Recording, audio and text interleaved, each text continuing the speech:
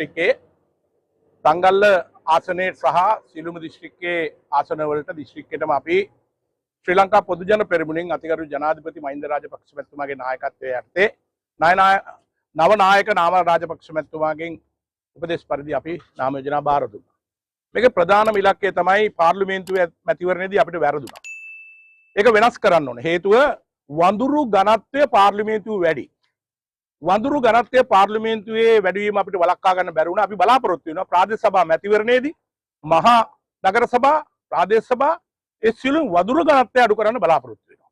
වඳුරු ඝනත්වය අඩු කරලා මහින්ද රාජපක්ෂ මැතිතුමාගේ යුගයේ වගේ ප්‍රාදේශ සභා හරහා නගර සභා හරහා දිස්ත්‍රික්කයේ ගමට මිනිස්සුන්ට දැනෙන වැඩ කොටසක් කරන්න තමයි අපේ බලාපොරොත්තු. මම 2015 මැතිවරණයේ ඔය ජනවරම ওই විදිහටම ගිහිලා මෛත්‍රීපාල සිරිසේන රනිල් වික්‍රමසිංහ නායකයන් අපි පැරැද්දුවා. හැබැයි ඊළඟ ප්‍රාදේශ සභා මැතිවරණය මොකද වුනේ? අපි සියලුම ප්‍රාදේශ සභා ජයගත්තා. ඒ ක්‍රමෙම තමයි දැන් යන්නේ. බොරුව මුලාවට තිත තියන්න ජනතාව සූදානම්ෙන් ඉන්නවා. දීවරය මුලා කරා බොරුවට රුපියල් 160ක් තෙල් අඩු කරනවා හොරකම් කරන සල්ලි කියලා දීවරය තවත් ඔය අයට බොරුකාරයන්ට ඡන්ද දෙන්නේ නැහැ. ගොවියා මුලා කරා වී වලට වැඩි මිලක් දීලා එයාට සලකනවා කියලා අද ගොවියා එයාගෙන් අයින් වෙලා තියෙනවා.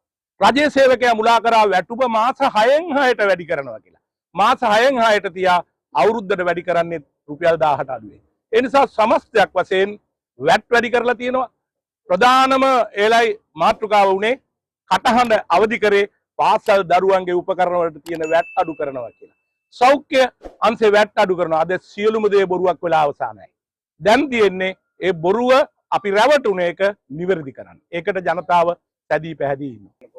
ඔබතුමාට පේන්නේ නැති ගිය පාර්ලිමේන්තු මැතිවරණේ ඔය ගොඩාක් ඇමතිකම් ගත්තාට උනේ මොකද්ද කියලා. ඒ ගොඩක් ඇමතිකම් ගනිපු අය ගෙවල් වල ඉන්නේ. ජනවර්ණ කියලා කියන්නේ Tamanට ලැබෙන ජනතාවගේ ආශිර්වාදය. ජනතාව හඳුනගත්තා මේ පුද්ගලයෝ හොරු බොරුකාරයෝ කියලා ඒ අය අයින් කිරීම වළක්වන්න බෑ. ඒ නිසා අපි විශ්වාස කරනවා ඡන්දෙන් පත්තුණු නායකයා නෙවෙයි නායකයා. නායකයා වෙන්නේ ගමේ, වෙලේ, පැලේ, වැල්ලේ කම්කරුවගේ දීවරයාගේ ගොවියාගේ දුක හඳුනන කෙනා තමයි නායකයා වෙන්නේ. ඒ නිසා නියම නායකත්වය මේ ප්‍රාදේශ සභාවේදී නම් කරයි කියලා මම විශ්වාස කරනවා.